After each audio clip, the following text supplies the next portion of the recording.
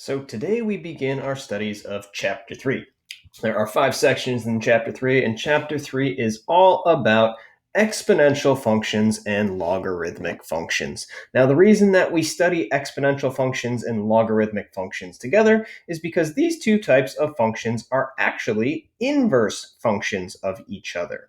Okay? I want you guys to think back to Chapter 1 where we found inverses of functions. In this case, exponential functions and logarithmic functions are going to be inverses of each other. And we'll be talking a lot about that down the road. So far, we've dealt mainly with algebraic functions, including polynomials and rational functions. In this chapter, we study two types of what are known as transcendental functions. All right, exponential functions and logarithmic functions. So let's start off with exponential functions in chapter 3.1. Here is our definition of an exponential function. The exponential function with a base a is denoted by f of x equals a raised to the x power, where a is greater than 0 and a does not equal 1 and x is any real number. Okay, couple key things here. How do we know that we are dealing with an exponential function?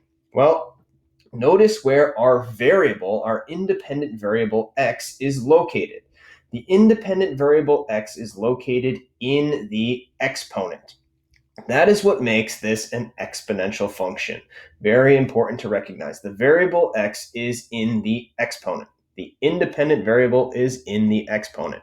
And a, the base of the exponent, is going to be greater than 0. Okay, so we're not going to have negative bases of the exponent or 0 as a base. Oops. And a cannot equal 1. If the base of this exponent were 1, well, 1 raised to any power is just 1, so that would be a constant function, y equals 1. Right? So that is an exponential function. So, for example, given the exponential function f of x equals 2 raised to the x power, evaluate the following. F of negative 3. Well, evaluating functions is still the same as it was in the past. This means that we want to plug in negative 3 for x. This gives us 2 raised to the negative third power. Now, think back to all your properties of exponents that you learned back in Algebra 2. Recall, what do negative exponents do? Negative exponents give us reciprocals. In other words, this is going to be 1 over 2 to the third power. Okay? I can make this exponent here a positive 3 by putting the quantity 2 to the third into the denominator of a fraction. Again, negative exponents give us reciprocals. So, what's 2 to the third power? Well, 2 to the third power is 8, which gives us 1/8 for our final answer. What about f of negative 2? Well, I plug in negative 2 for x. This is equal to 2 raised to the negative 2 power. Again, negative exponents. Negative exponents give us reciprocals. This is going to be 1 over 2 squared, and 1 over 2 squared is equal to 1/4. And what about f of negative 1? Well, f of negative 1, that would be 2 raised to the negative first power. Again, negative exponents give us reciprocals. That's 1 over 2 to the first, and 2 to the first is 2, giving us 1/2. All right, a couple more here. Evaluate f of 0. This would be 2 raised to the 0 power. Now, one other important property of exponents. Any non-zero number raised to the 0 power is equal to 1. Any non-zero raised to the 0 power is equal to 1. So 2 raised to the 0, that is equal to 1. What about f of 1? Well, that's 2 raised to the first. Another property of our powers. Any number raised to the first power is itself. 2 raised to the first power is equal to 2. And we could do 2f of 2. That would be 2 to the second power, and 2 squared is equal to 4. All right, so let's kind of think about what this means in terms of our graph. If we were to graph this function, f of x equals 2 to the x power, we end up with a graph that looks like this. Okay, notice here we would have f of negative 3, and f of negative 2, and f of negative 1, so on and so forth. All right?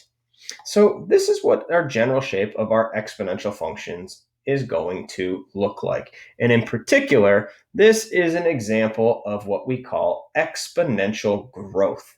Notice that as the x values increase, the y values are going to increase as well.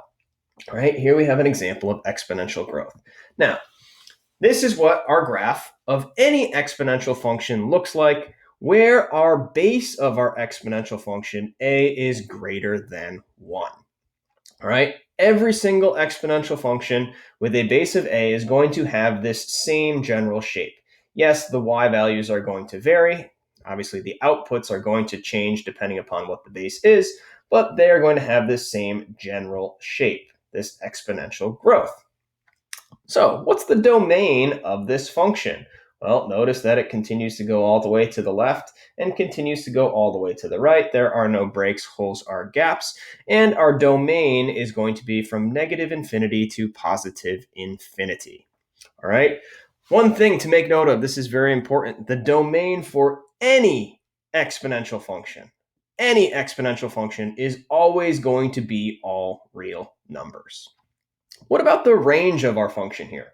Well, you might notice that as this graph goes to the left, the y values are getting closer and closer and closer to 0. All right, are they going to touch 0? No, all right, they can't touch 0. I can't raise a value to an exponent and get 0. Therefore, our range is going to be 0 to infinity. What about our y-intercept? Well, to find y-intercepts, that means we plug in 0 for x, a raised to the 0 power. And as we said before, any non-zero number raised to the 0 power is going to equal 1. So we have a y-intercept at 0, 1.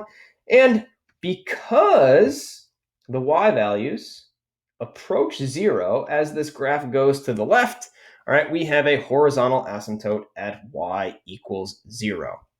As the function moves to the left, the y values get closer and closer and closer to 0.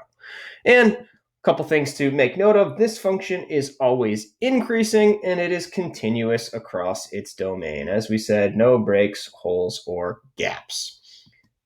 And once again, this is known as exponential growth.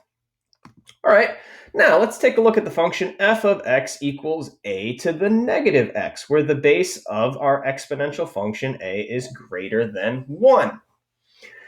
This is what the graph of this function would look like. This is what we would call exponential decay. Well, what's the domain of our exponential decay function? Still, the domain for any exponential function is always going to be all real numbers, negative infinity to positive infinity. What's the range? Well, ranges are y values. We notice this goes up to positive infinity. As the graph goes to the right, the y values get closer and closer to 0, but never touch. Therefore, our range is going to be from 0 to infinity. Our y-intercept. How do we find a y-intercept? We plug in 0 for x. Plugging in 0 for x gives us a y-intercept at 0, 1. And we still have our horizontal asymptote at y equals 0. Notice that when we are dealing with exponential decay, our function is always going to be decreasing. All right, it is decreasing, and it is continuous across its domain. Again, here we have our graph of exponential decay. And if you were to compare the graph of this function to the graph of f of x equals a to the x, which we saw on the last page, you might notice that we have this negative here, and that's the difference. And that negative constant multiple inside of a parent function is what gives this reflection in the y-axis. Notice that we took the graph from our last slide. We'll bump back real quick, right? There was our exponential growth, and then we reflected it over the y-axis, giving us our exponential decay. All right, one other thing to make note of here with exponential decay is that there's actually two different ways to see this exact same equation written. F of x equals a to the negative x. Again, this is all where a is greater than 1. This is the exact same thing as 1 over a raised to the x power. Again, Negative exponents. Negative exponents, they give us a reciprocal. If I apply that -1 constant multiple that's in front of the x to this a, that gives me 1 over a. And then I raise that entire quantity to the x power. All right, so those are the exact same thing. Here are a couple different examples of exponential growth and exponential decay, just so you can kind of compare different bases. Here in blue, I have y equals 2 raised to the x power. In red, I have y equals 4 raised to the x power. And in green, I have y equals 6 raised to the x power. Notice that every single one of those crosses the y-axis at 0, 1. Every single one also has a horizontal asymptote at y equals 0. Now, the only major difference is that as the base gets larger, the function will grow more quickly. All right, the larger the base, the more quickly it is going to grow for values of x that are greater than 0 here. And the larger the base, the more quickly it will flatten out as we move to the left of x equals 0. All right, so again, just some things to make note of as we're looking at the shapes of these different graphs. And then over here on the right, I have 3 different examples of exponential decay. All right, y equals 2 to the negative x. And again, the other way of writing y equals 2 to the negative x is 1/2 raised to the x. If I apply that negative constant multiple in front of the x to the 2, that gives me a base of 1/2 raised to the x power. I have y equals 4 to the negative x, the same thing as 1/4 raised to the x. And I have y equals 6 to the negative x, right? 1/6 to the x would be the exact same equation. And again, make note, the larger the base of the exponent, the more quickly it's going to decrease, right? We're steeper here. And the more quickly it will also flatten out near the x-axis. But even though we have different bases here, each one of these functions has the exact same y-intercept at 0, 1, and the same horizontal asymptote at y equals 0. All right, now one more important exponential function to be aware of, and that is the natural exponential function. This is an exponential function with a base of e. In many applications, the most convenient choice for a base of an exponential function is the irrational number e. E is approximately 2.718281828 ... It's an irrational number, meaning that it is a non-terminating and non-repeating decimal, much like pi. So, our natural exponential function is f of x equals e raised to the x power. This is an exponential function with a base of e. And you'll notice that there is a convenient e button located on your calculator. All right, and here is what the shape of our natural exponential function looks like, right? Here I have y equals e to the x. Notice we have an x-intercept. Sorry, a y-intercept here at 0, 1, not an x-intercept, that's a y-intercept at 0, 1, and we have our horizontal asymptote at y equals 0. Okay, so ye, well, in calculus, you'll learn that any exponential function can be written as an exponential function with a base of e. And many calculus-based operations are much easier with a base of e, and that is why it is so commonly used. But again, you'll just have to wait till calculus next year to figure that out. All right, so there you have your introduction to exponential functions.